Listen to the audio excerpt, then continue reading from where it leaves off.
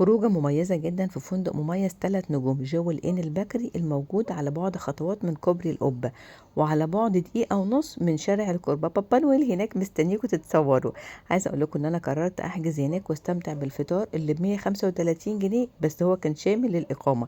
أي حد ممكن يستمتع بالفطار ويستمتع بالروف الجميل ده، وتعملوا ميتنج لو انتوا عايزين مع أصحابكم وتتقابلوا وتقضوا كمان وقت اجتماعات على الروف الحلو ده بالنهار وبالليل. اي فطار من اللي انتوا شايفينه ده ب135 جنيه، اورينتال او شرقي او فلاحي. الفيو بقى خطير، روعة قوي. كنت مبسوطة وعمالة بتصور ومش قادرة احكي لكم المكان، الفايبس بتاعته كانت حلوة قد ايه. انا حسيت ان انا جددت طاقتي واستمتعت بالشمس في عز شهر 12. الفندق على بعد خطوات من مطار القاهرة الدولي، وكمان على بعد خطوات بسيطة من قاعة المؤتمرات الدولية.